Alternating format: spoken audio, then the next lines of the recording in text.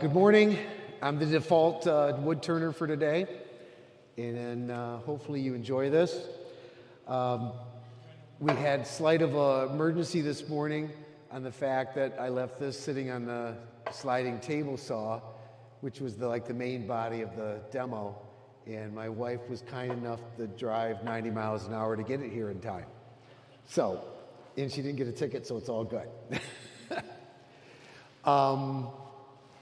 First off, this is a nice piece of walnut crotch. I got it at Kime, $24, my discount and everything. And Rick Reinbrenner kind of stated, well, is that thick enough for this bowl? Well, if we walk over here and we put in this, it's the same height. So the only thing is this wing's going to sweep out a little farther. And one of the crucial parts of this is that we need to have this really set up so this is dead center, because we're leaving the end square. We're not turning that, so we want this totally balanced. If anybody's seen Jimmy Clue's turn before when he does these wing, it's going to sound like a helicopter taking off. So I will be putting on my helmet just for the fact of... Just want to put this next to it so Okay. you can see it. You guys can see it better now? So we're making it just slightly longer. We're going to work out the same details. When you start doing wings like this, you have to turn this curve first. Reason being, if you remember all the centrifugal machines with the little test tubes in it and it swings out like this. So if you turn this part first, you have all this extra weight here and it wants to pull itself straight. And then it launches. I know that for a fact. Also, when you start turning these wings, you want to make sure that the wood is solid. I had a really nice cherry crotch, and cherry crotches, they have the little mineral streaks in it. That one launched, went 20 feet and stuck in through the drywall, and it penetrated the drywall all the way to the other drywall. So that was 3.5 inches. I think drywall is a little stronger than my skin. So all in all, thank goodness you got a screen here. You guys be safe. And I am going to be wearing my helmet just for the simple fact of safety. So as we get started here, safety first. So one of the things you probably guys don't use at home is a nice vacuum chuck. That kind of allows us to just suck that on. I'm not going to turn like that, but the big thing that I want to do is I want to line up my center. That wasn't that far off.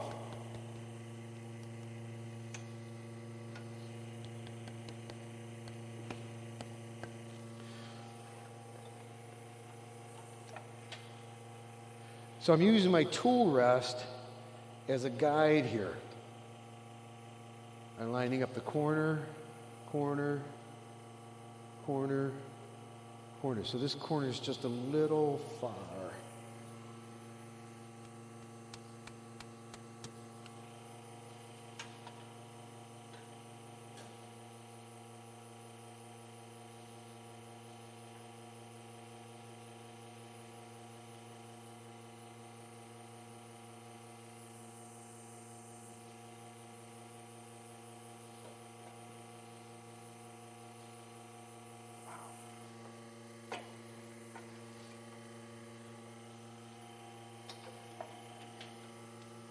So I've already determined I have a little bark occlusion here. So I want to use that as my top so I can cut out the bark. The bark, hopefully it doesn't go below this. I'm also going to start looking at my design here. I'm going to keep an opening about like this because I want about quarter. So I know I'm going to be about in here. I have a pencil here. So I'm hitting right about here. I know that I'm going to be making this about 1/4 inch. And we're going to come down to a little bit of flat here. So there's my arc, there's my arc. And I'm going to come up, so this is a little shy in here. So that's basically my shape that I'm working on. So the big thing right now is that I can't set up this, so we need to rechuck it. So I'm going to set up a foot.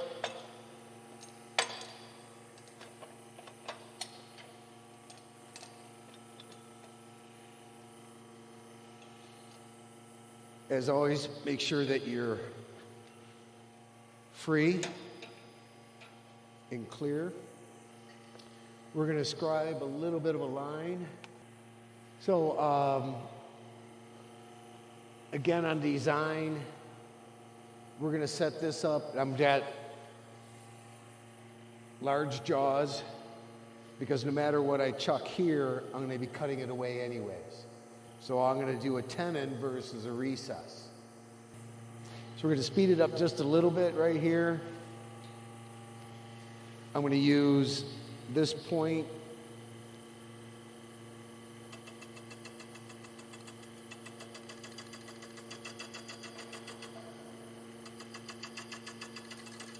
That's where I want to be. Ouch.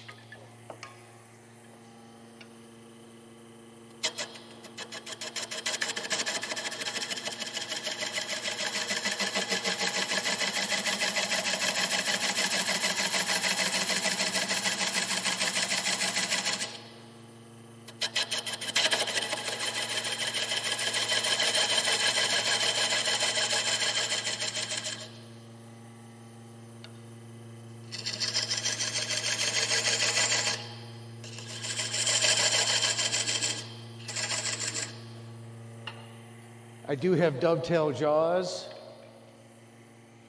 so I'm going to cut a slight dovetail in this.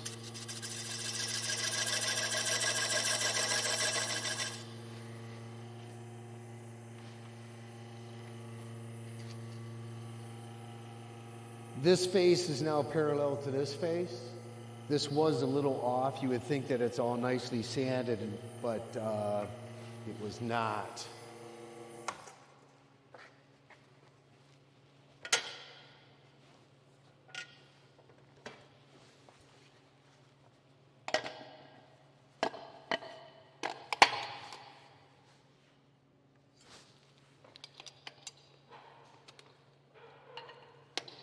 Let gravity do its thing on the jaws so it lays nice and flat.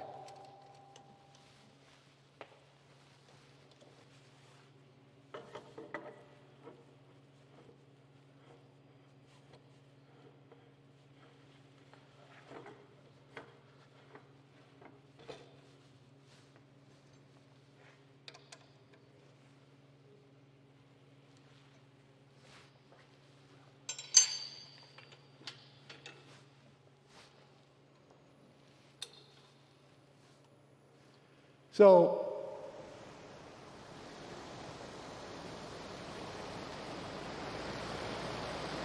she's running pretty true. This is Lexan. It will stop at 22. Oh, that's not a 22. So you're wondering how fast am I going to turn? The problem is when you start turning this, I hit, miss, miss, hit. So if I'm turning this fast, I hit, 1, 2, 3, hit. So the faster you kick the speed up, the less abuse you get. So don't worry, I'm not going to stand in the way of this thing either. So you guys can still hear me?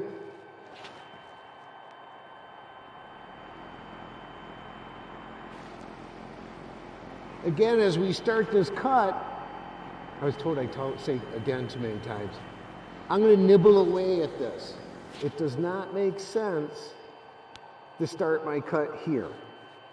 I'm going to start my cut here and slowly start to work my angle and work until I'm where I want to be. Don't start here and say, oh, I got to clean this whole thing up. Sounds like the plane's taking off.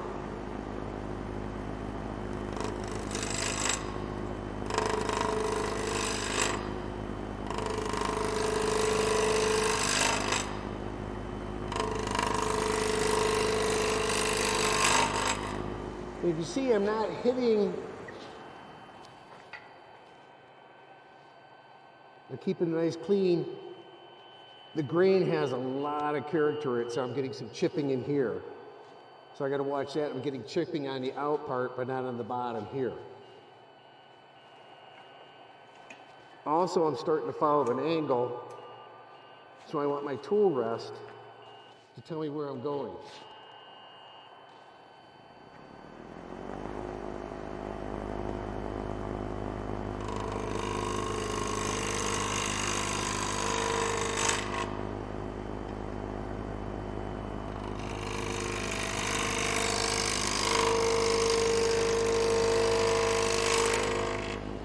I'm watching my cut over here.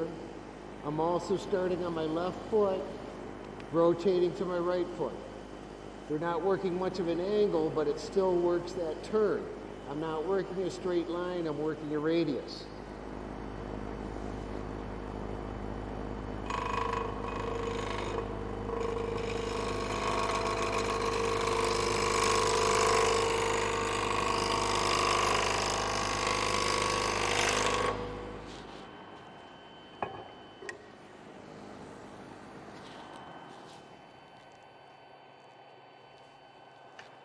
I want to know where I am, so I want my tool rest, so I have some indication.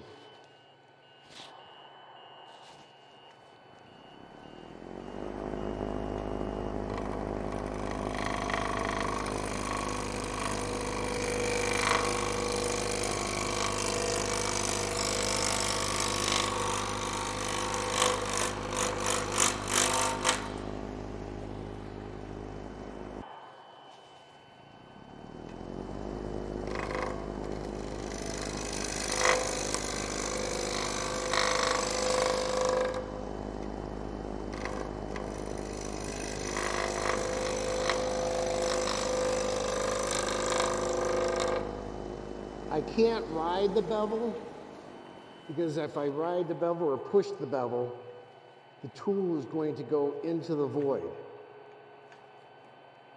So I have to float it.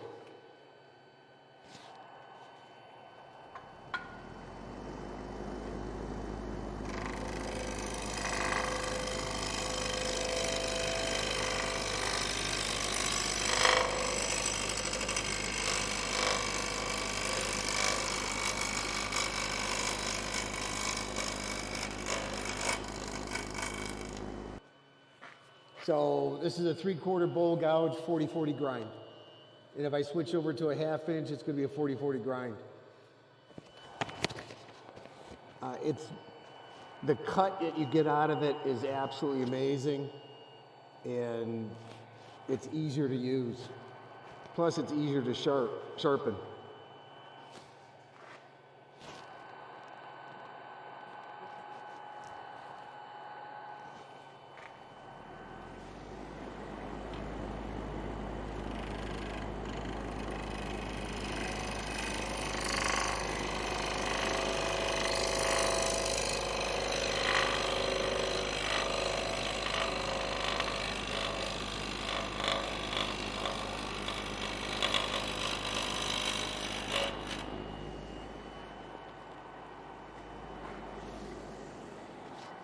This is where I'm really relying a lot on the tool rest itself to give me where I'm at.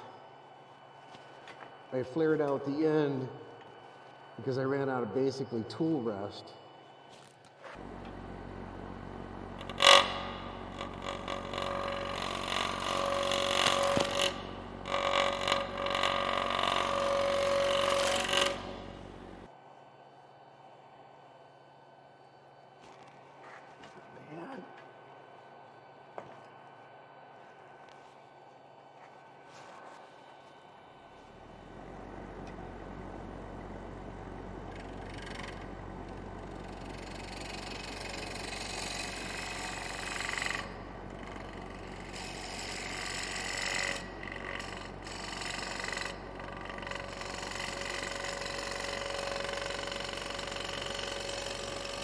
I slowed down the cut for a finished cut.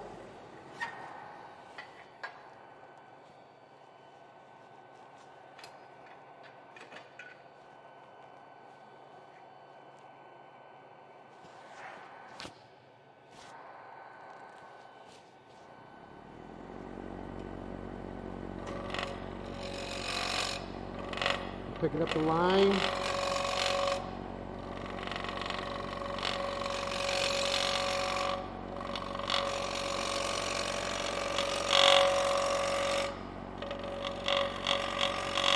A little more chatter out here in the end because we got more void.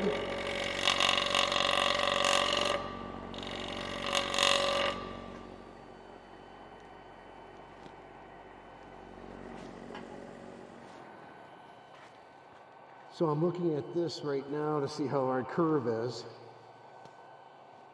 I got my flat here from my bowl. I could take a little more off of there. We got a slight little variance there, but we'll pick that up once we clean up the back side. So I want to take just a little more here. I know we have a flat here for our lid, but we have just too much flat right here.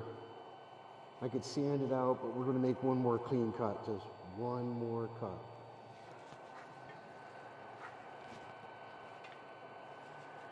And you can see right here, I'm getting burnt from riding the bevel a little too much, and you get a little more chatter here than you do here. So we're going to make one more cut. We're going to pull this in about a ½ inch right here, and we'll be in great shape. Kind of reminds me of the first time I jumped out of a plane. The motor sounded like that as it started to take off.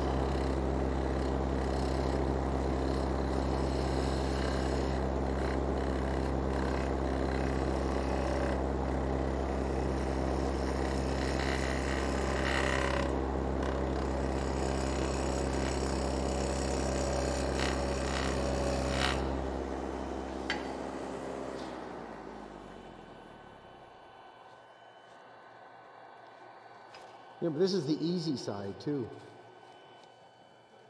The other side gets a little more exciting.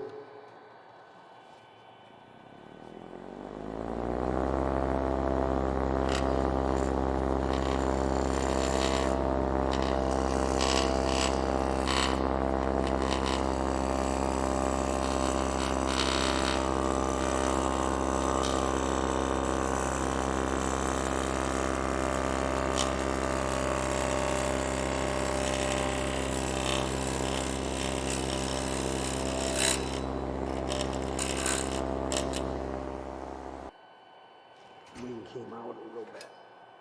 We're getting a little thinner than I want, but not bad.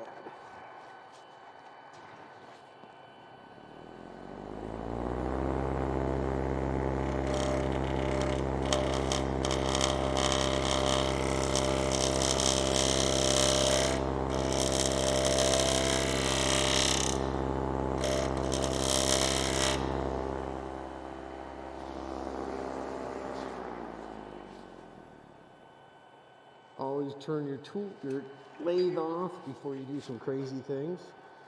So as we're in here now,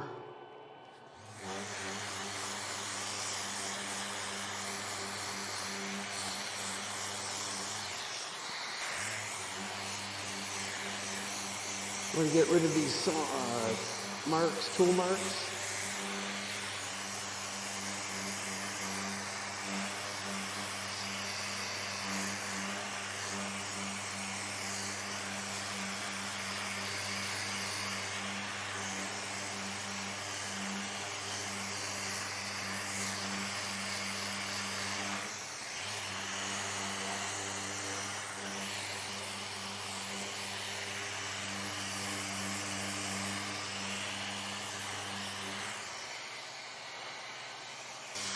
I guess I should have started with 60 grit.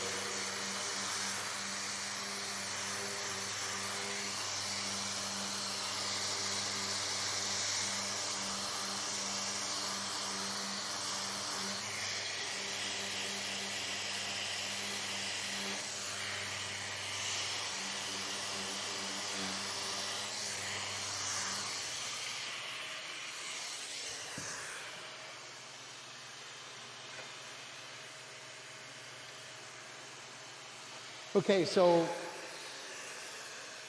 we start working out our lid now and our recess. So I'm going to be doing a recess with this so I can rechuck it. And then we're going to put a little design in there because I like the beads. I want about a 1/2 inch. Lost my pencil. So I want about a 1/2 inch right in here.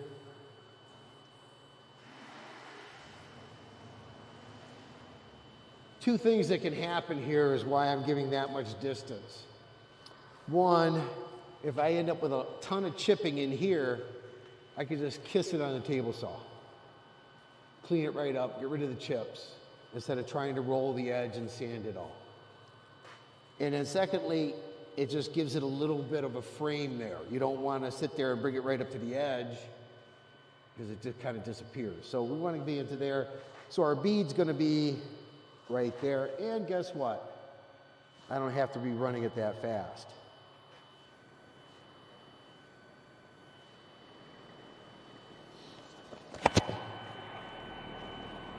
There's a D-Way tool. Just a slant rock on it. Makes our bead. We want to clean it up.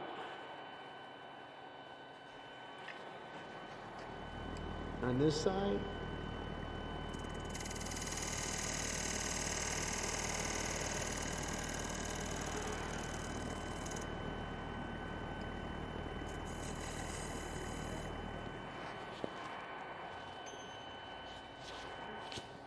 We're going to come across, we're going to set up our recess.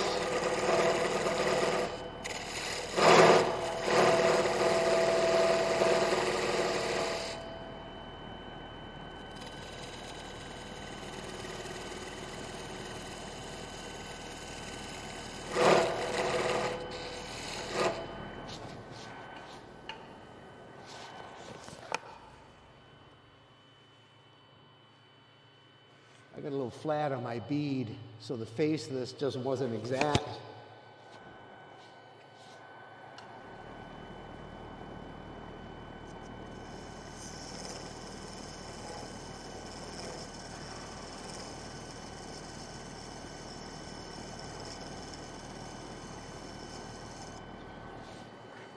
The faster you spin the lathe, the better this cuts.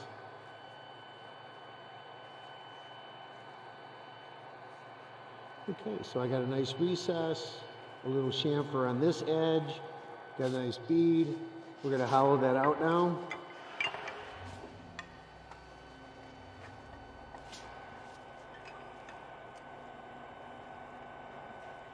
And here's the thing, you have no way of knowing because you can't check this depth.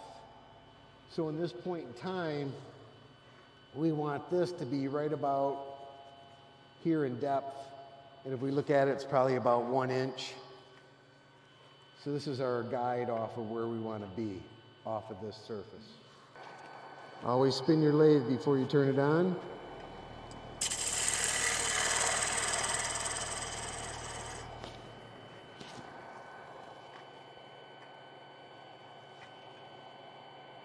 What's happening now is we're going to start practicing our shape. The more you practice your shape, the more you understand what's going to be on the opposite side, because you're used to turning that shape. So if you get used to that perfect rhythm that you're doing for circles or ovals or the bowl, you don't even have to check the outside because you're already matching that radius that you're doing. Again, this is a 40-40 grind. This is a 3/8 bowl gouge. And look what I'm doing now. I'm setting up my radius.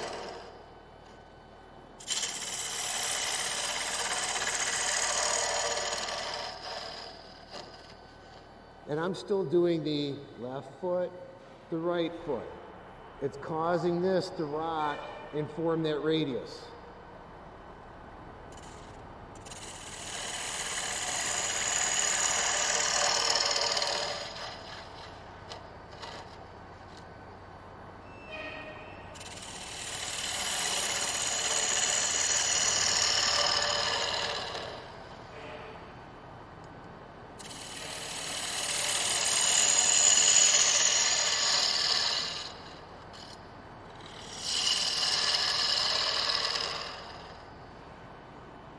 Stop the tool so it doesn't go too far.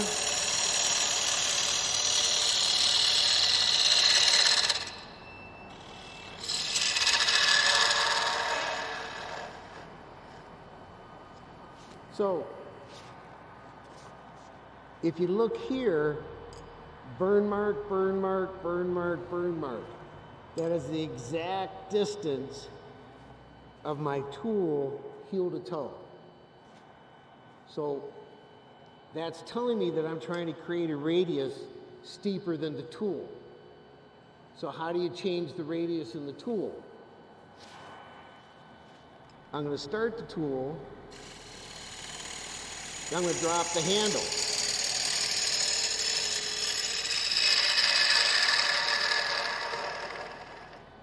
And all of a sudden, I've only did it where it was burned over here.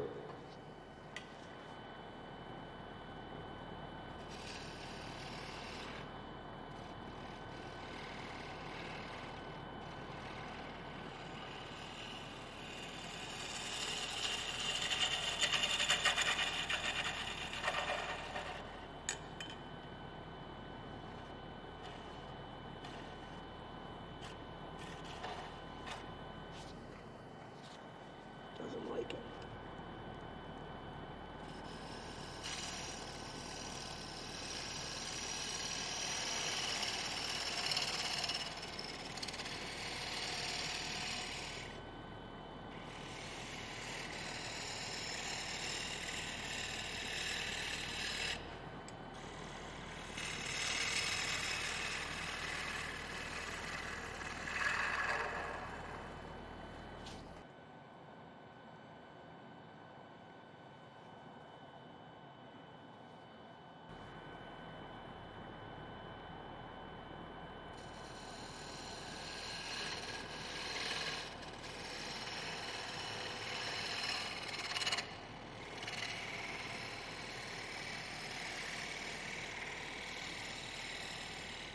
Notice I'm dropping the handle, working it through.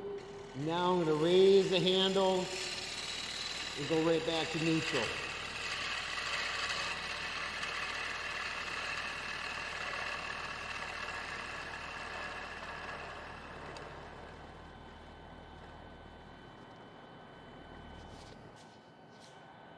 Need to flatten this face.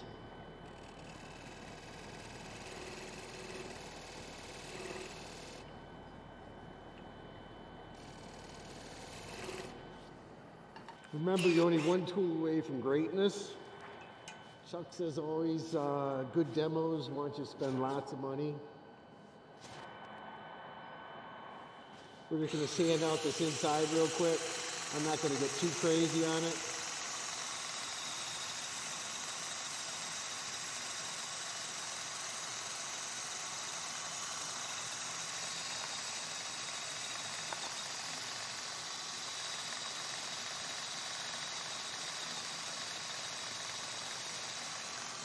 It's just harder to go back to this and sand this up after we put it away.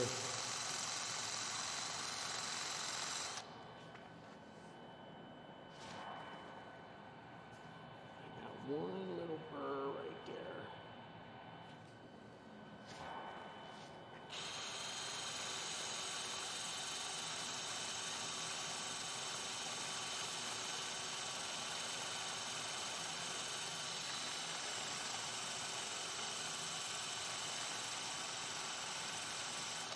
Well, we're done. It's like watching paint dry.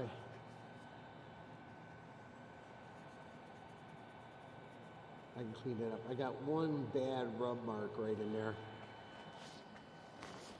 So we have our face done. Row in here. Now we're just going to chase that circle and keep this in here. So we're going to flip it over. A deeper recess, then you won't be flying off on you.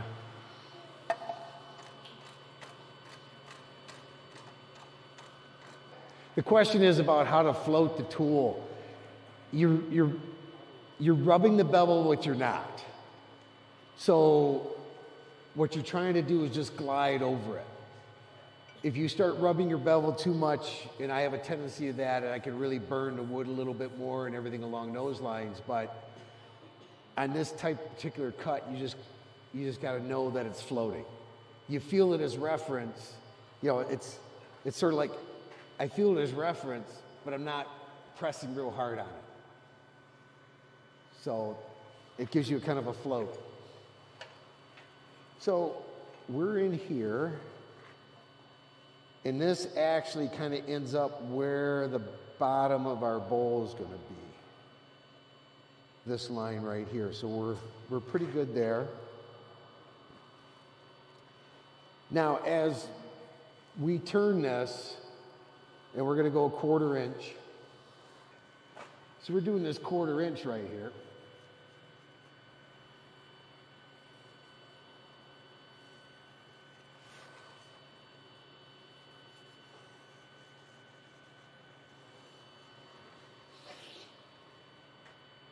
Once we turn over in here, we can't go back. You start bringing this in here, this will vibrate like crazy. So we're going to take this in steps. We're going to turn that much, take this much off, take a little more, finish it, but we can't step back to here again. So everything comes in here. If you start doing large platters that you're trying to turn thin, you start on the very outside edge, turn it, don't go back. You're going to find that out about the spindle also. We don't go back. So, the fun part about this, we should actually see the 1/4 inch. And the second aspect is I will actually look at the radius. That's why I have the helmet on, because it will be right there.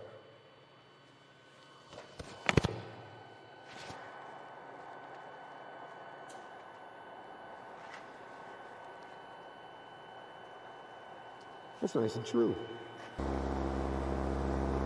We're going to leave a little bit of a flat.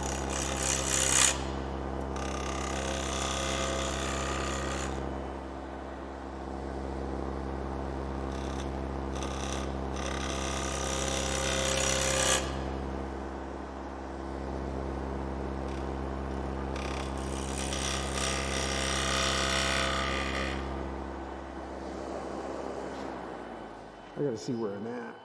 So right now we're about 3/8 of an inch. Not bad.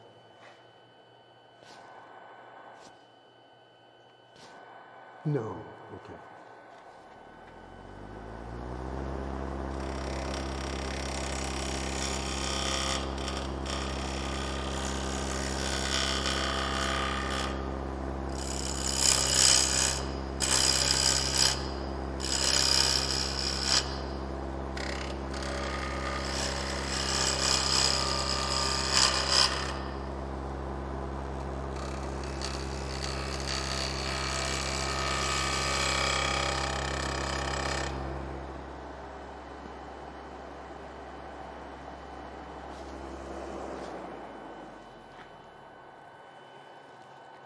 Actually, I'm going to turn it a little thicker than normal. So I'd like to go a little thinner, but I'm going to leave it to where it's at. Don't need to kill anybody.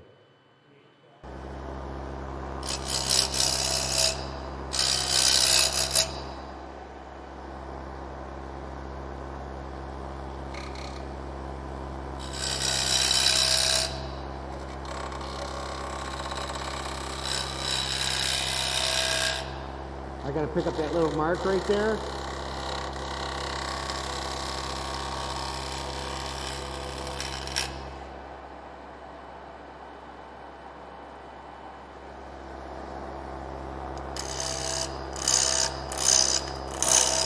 A quick step cut.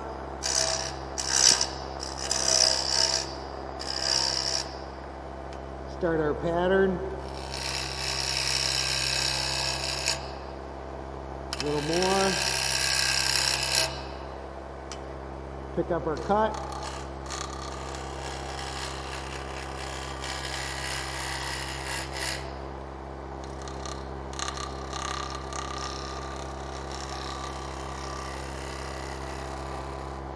See if I have to go back. I'm going a little wider. See how thicker it is right here? But we're pretty good right in here. I like it. Just need to pick that up and go from there. About 1/8 of an inch.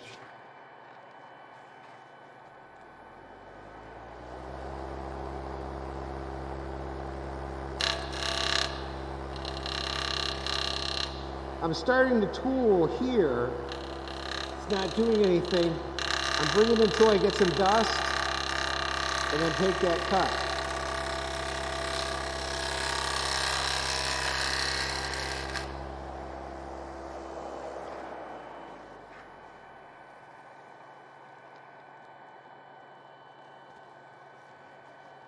I got a little spot right there.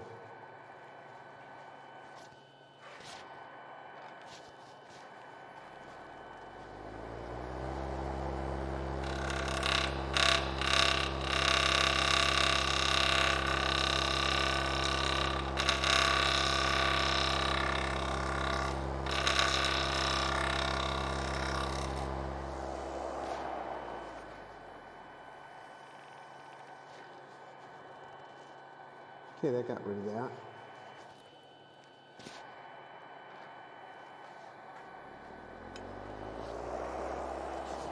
Warning. Some of you I know like to put your hammer right on your tool rest. Not recommended on this. Not recommended.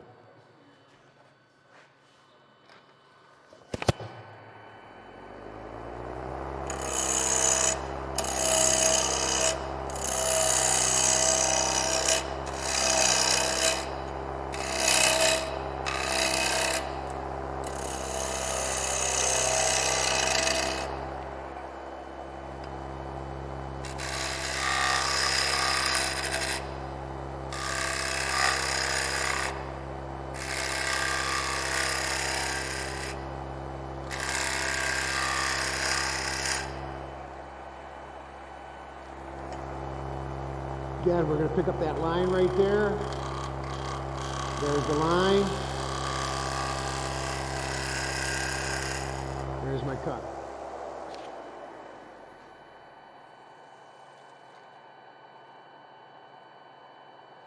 Looks like I'm following that line halfway decent.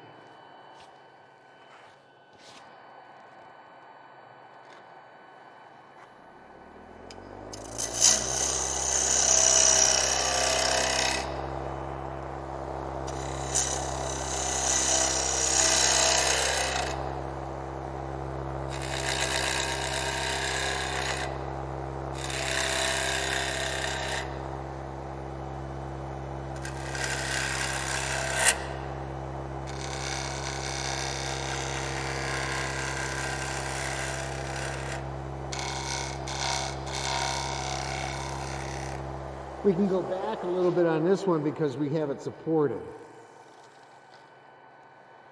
I still have quite a bit that I can get down to there, so I'm good.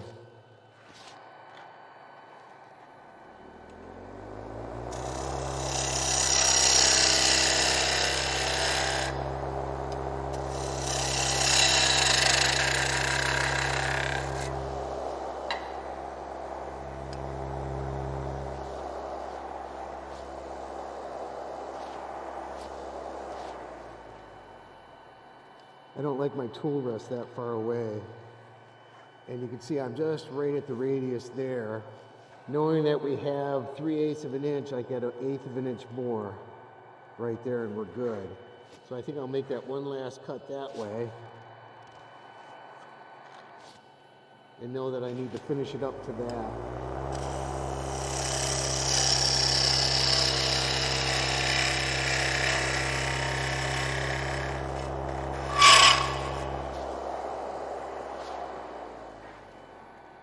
These are one of those things you just sneak up on. You don't want to sit there and try to rush it.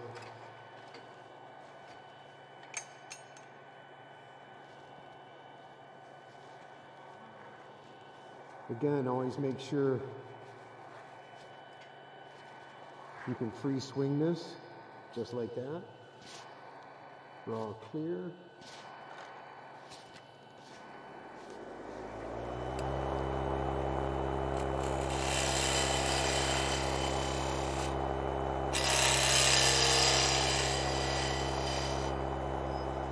We're going to pick up that one line right here. And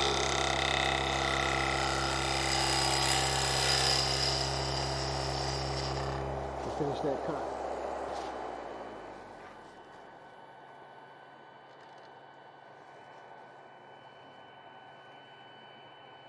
So we need to be a little tighter in there.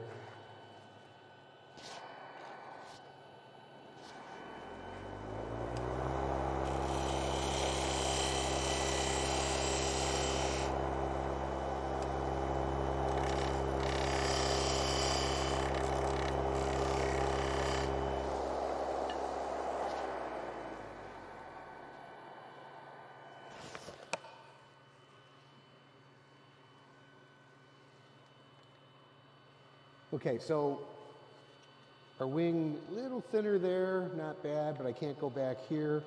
Again, you could sand this and blend in so it looks better, but it's not all that bad. We lost our mark where we were, but we're about 1 inch. So realistically, the inside of our bowl is right here. So I can basically get rid of this foot completely and work my radius from there. And that should give me about a 1/4 inch bottom. And since we are not working this, we can slow the speed down so the crowd is not so nervous. Not like any of you guys were nervous. Again, why start here with our cut? We're making a radius, so we're taking off the corner first.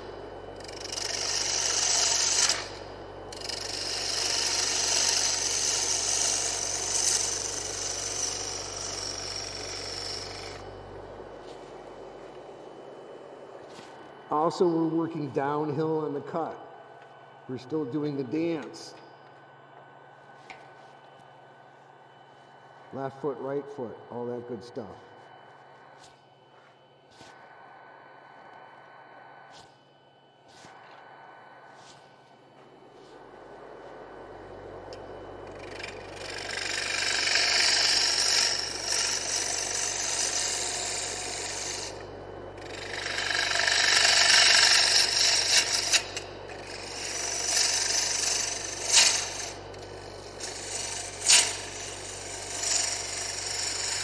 Okay, just maybe a little too aggressive.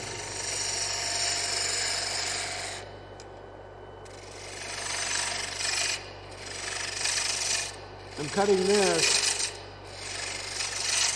so I know where the bottom of my bowl is.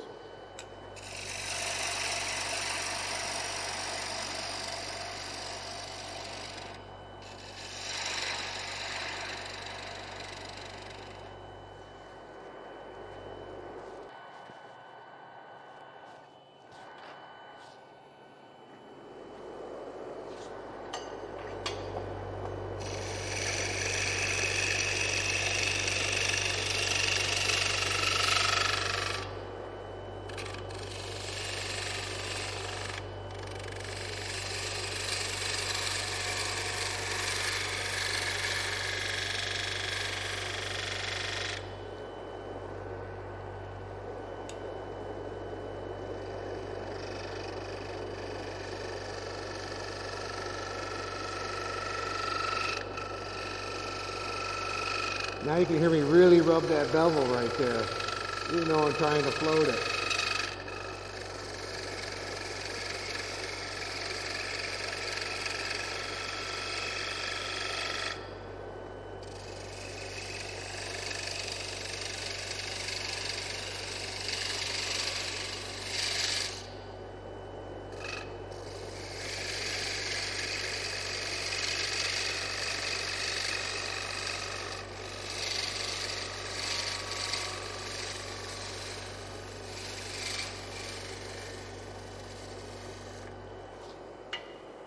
So part of this comes right into here as we start to go into design. Okay? We have this arc here, and we need to get a similar arc. We don't want a ball here because it doesn't flow. It looks like a half a circle there. So we want to get this kind of soft arc on both pieces. So as we do the lid, we get that soft arc, we build it. So this is all, think about it in a second and then go back and work your design. I need this to flow so this all looks like it's part of it.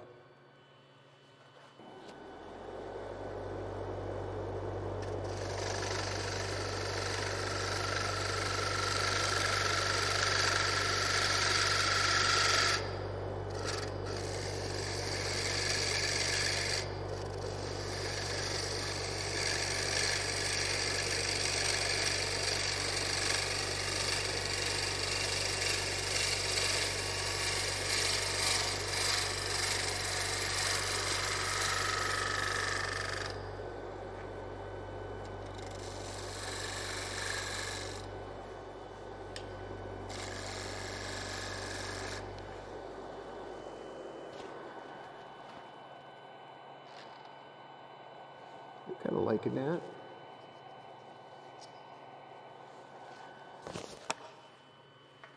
So we have this kind of balanced out, and all of a sudden this bowl right here looks like it's just, you know, so we want to have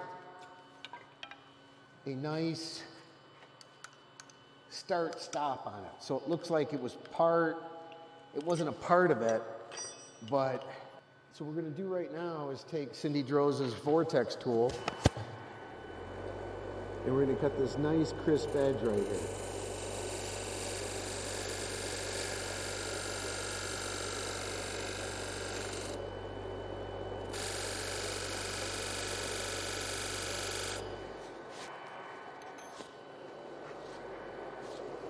And I think I would put a scratch in it. I did.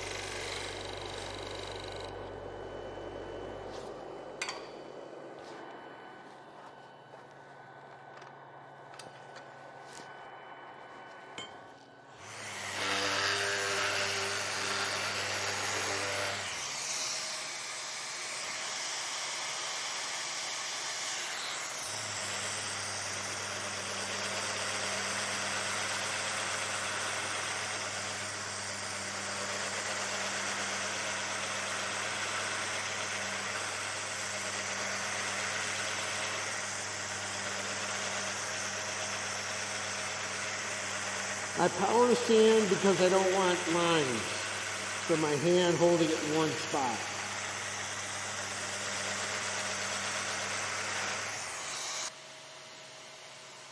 Kind of love it. All right. So right in here, I'm going to just basically hand sand this. Right in here, make sure these flats are done. I was wondering why that was loose. He asked if the recess is part of my finished piece, and that is correct. My lid's going to fit into that. So that's going to stop the lid from going down or whatever. The funny part is they said, when was the last time you turned one of these? This was 2018. I used to turn a lot of flat ones, so this isn't bad. This is a nice piece of walnut crotch.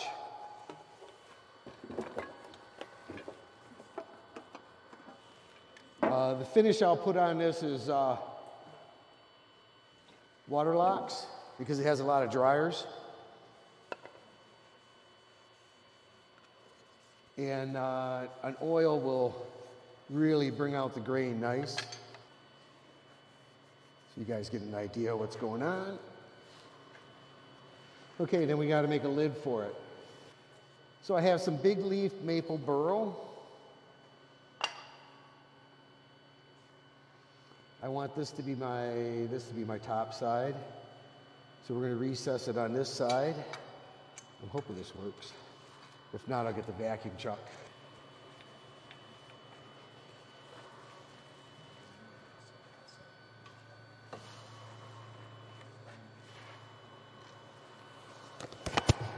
So I'm just going to make a recess for the jaws.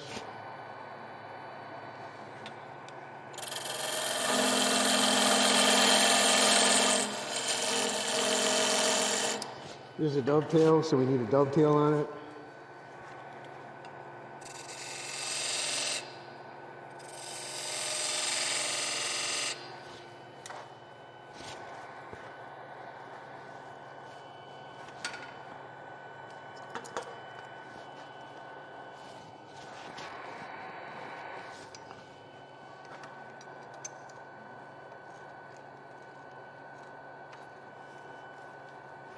I was concerned.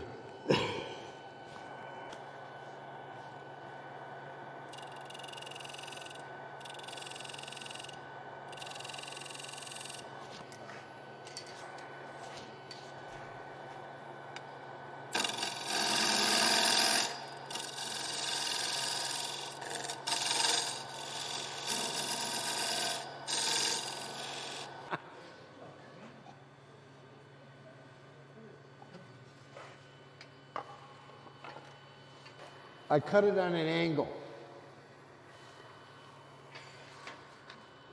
So then I could pretty much take this. Huh?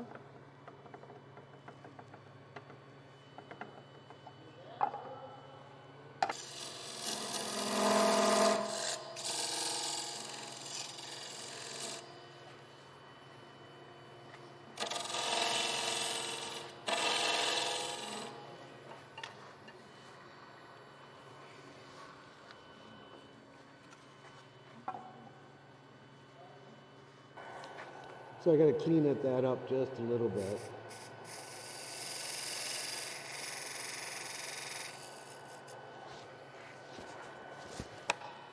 Now we're set on that.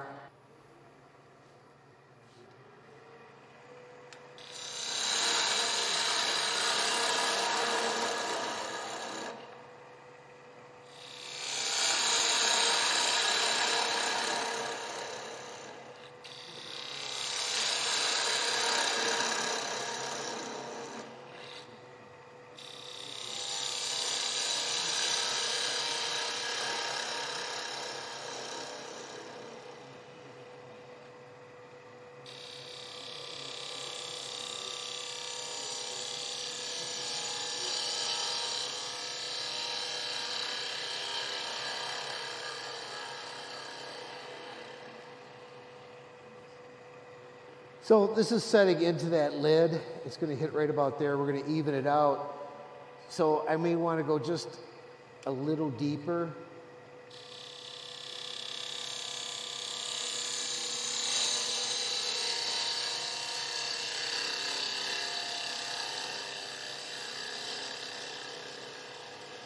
But that cuts so much better than that walnut.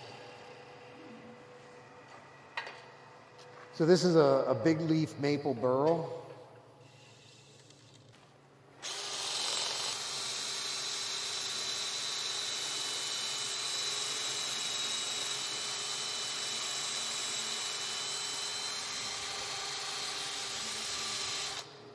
So this outside edge is the size of my top. So I need to bring that down just a little bit.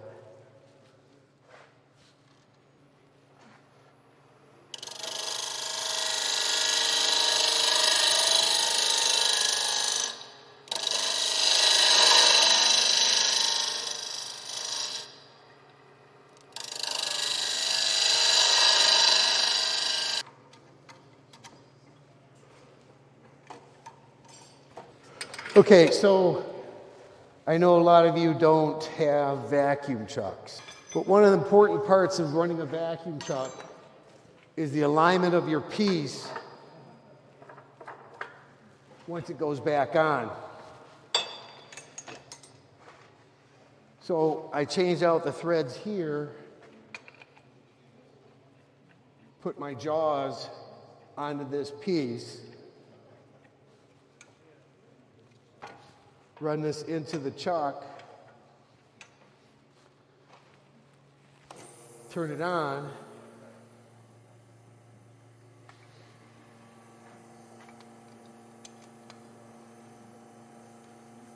take the jaws off,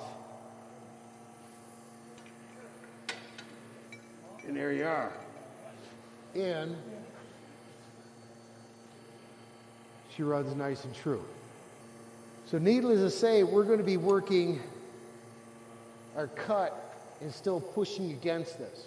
And we can't be all that aggressive because this is wood's porous. So you want to slowly make your approach and make your cuts accordingly. We're also working on our design of that nice sweep, sweep, sweep.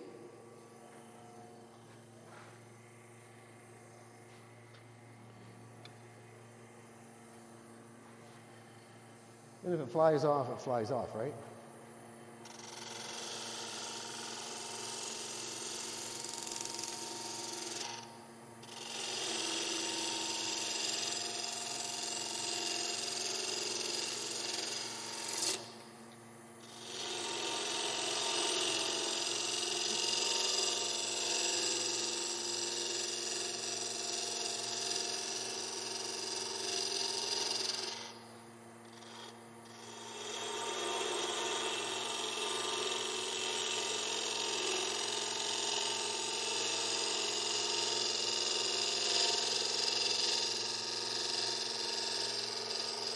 We've been working on the same radius, so we want to continue that feel.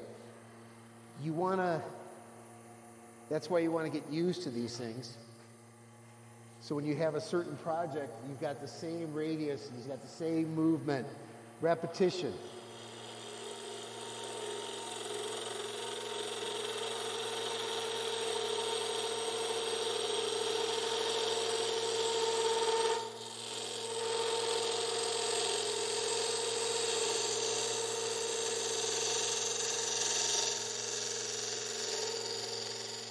I was getting a pretty aggressive cut there, so that's why I backed off.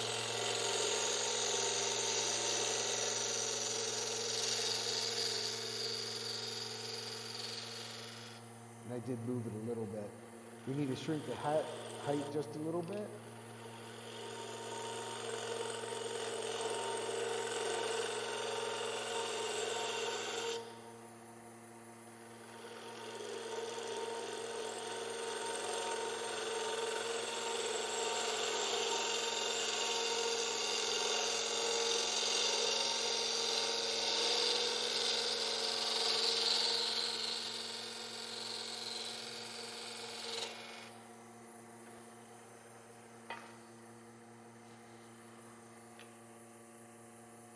Again, turn your lathe off if you're going to move your tool rest.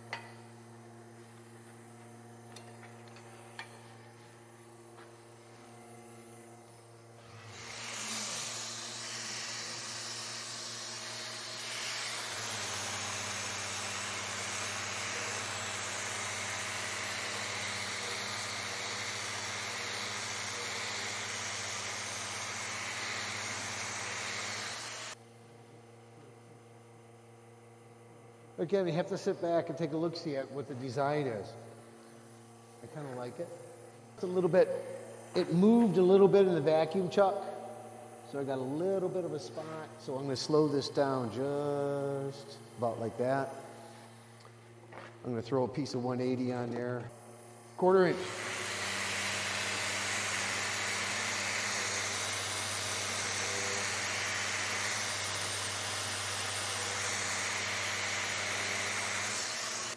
We won't worry about drilling this.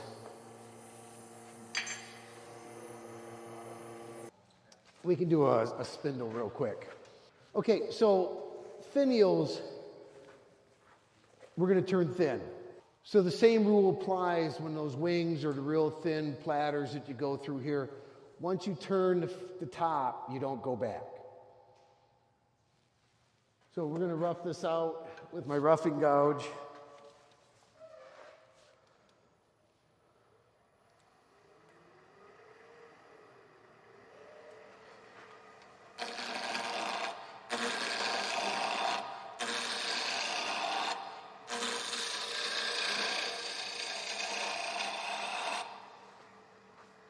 Okay, you literally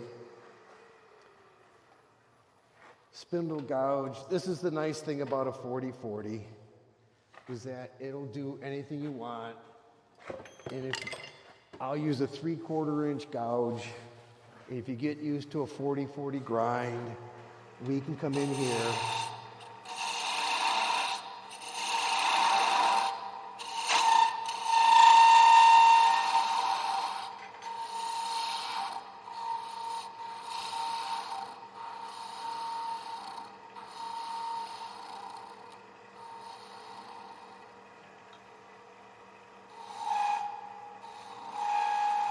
and make the top of our finial without much of a problem.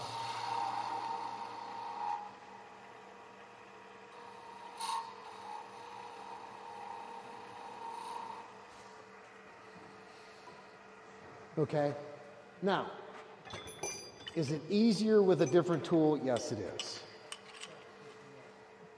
But don't say that, oh, I can't do that because I don't have a certain tool.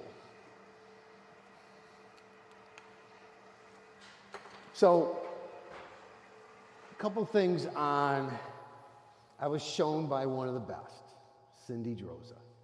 She does finials, and whoever else does finials, we're shown by Cindy Droza. Simple as that. So, is that nice as it could be? No, I need to go through here. So what happens, this tool rest versus this tool rest. Hand, oh, look where I put my hand. So I literally can support my work because this tool rest is set that way. Now you need another tool rest. So one of the things that come in here is that everybody's taught, oh, we got to make this cut, this cut, this cut. And what Cindy does, she does a push cut. So this comes in, and you literally push up on the piece. And that gives you the cut that you want.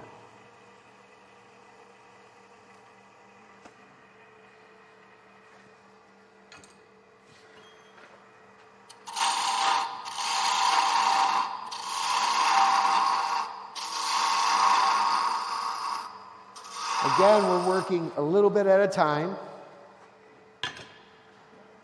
What I like after these is just a little bit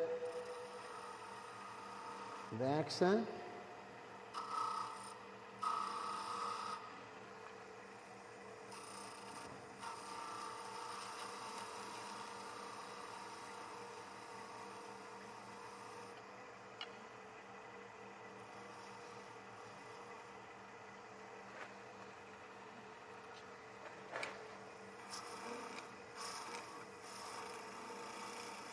This is Cindy's detail gouge.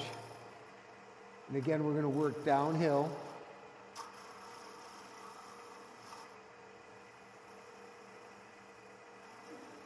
Why do I think I have a burr on it?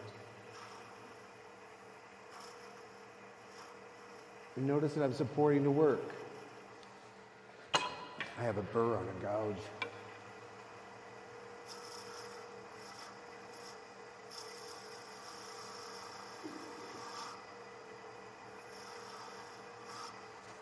So we have the top, we're in there, we don't go back.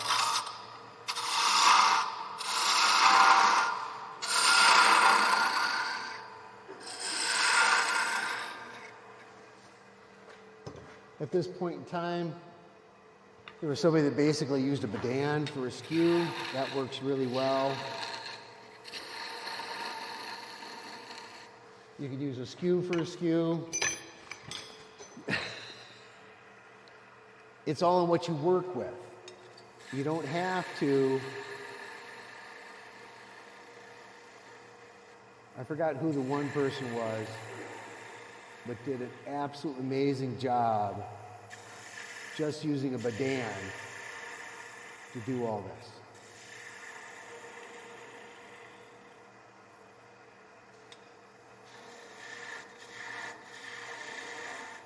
And again, I'm supporting the work with my finger.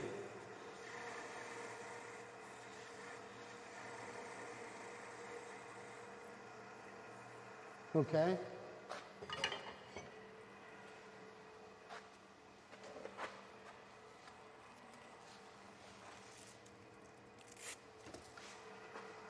We can sand this.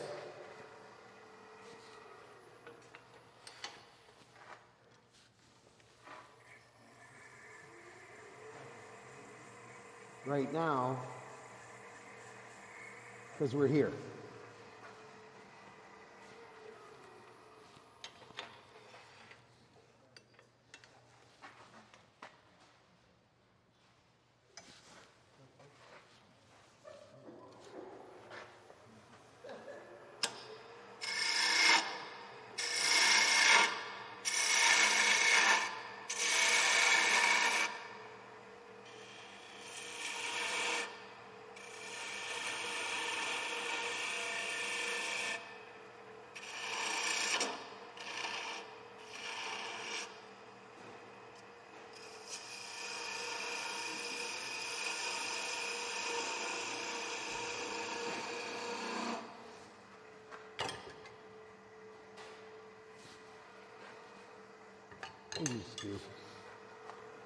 So we're starting to work downhill a little bit.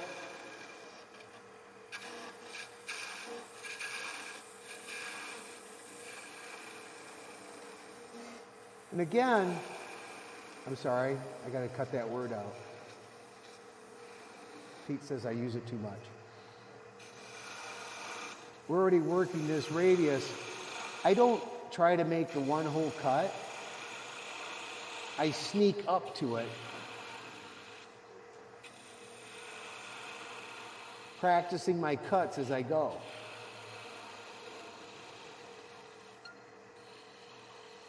Remember, I can't go way out there.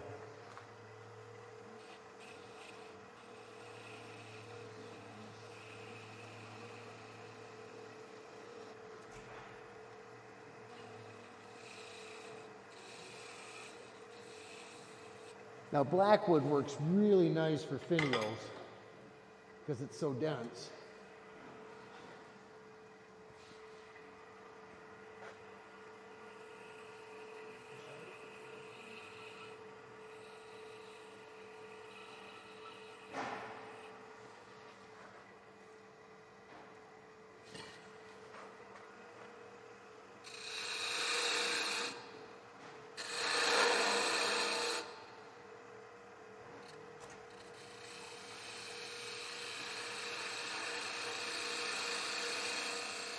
That 40-40 works really nice for that.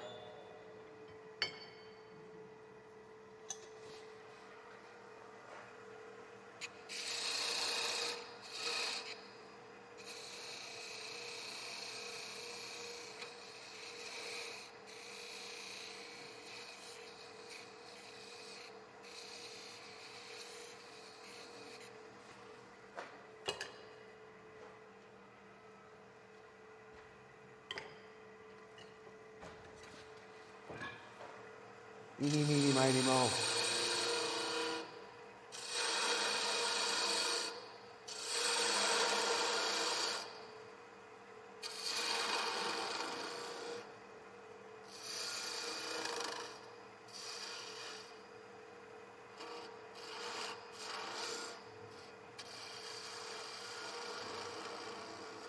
I thought a sphere would look good right there.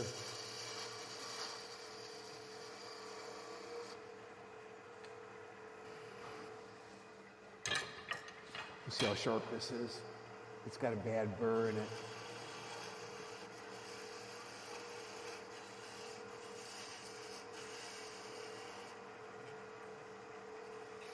Try not to hit your chalk.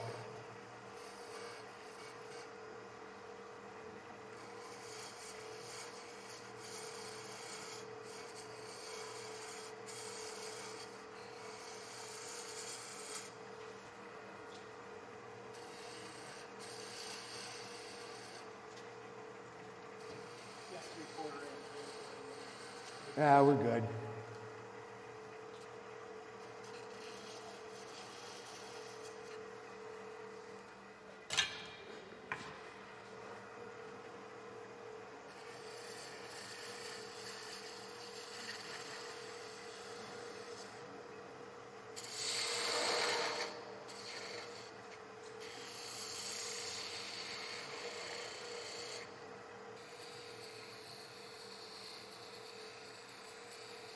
using the parting tool as a scraper. Again, if it doesn't figure out what it wants to be, there's no need. Go from there. So we have this bead in here. We got that bead. We need to have some type of finish on it. This one started with a bead. I can live with that. So I'm just going to come across in here.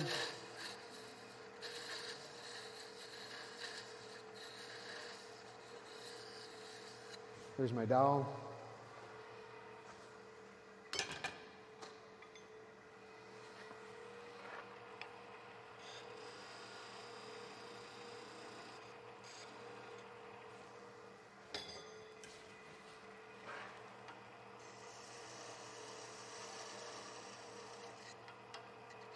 A little chamfer on that so it fits in better. Hopefully not bad for a fill-in. I hope you have some ideas to take from this. Again, speed, you're going to have to just decide what you feel is safe. And you got to be comfortable with what you're going to do. I've gone up to 3,500. That's not 3,500. That was about 27. So, and on your finials, you almost need to go fast because it's such a small diameter. You're going to need to sit there and pick up some speed on that. Well, thank you all. Any questions, stop by. I'm here for a little while.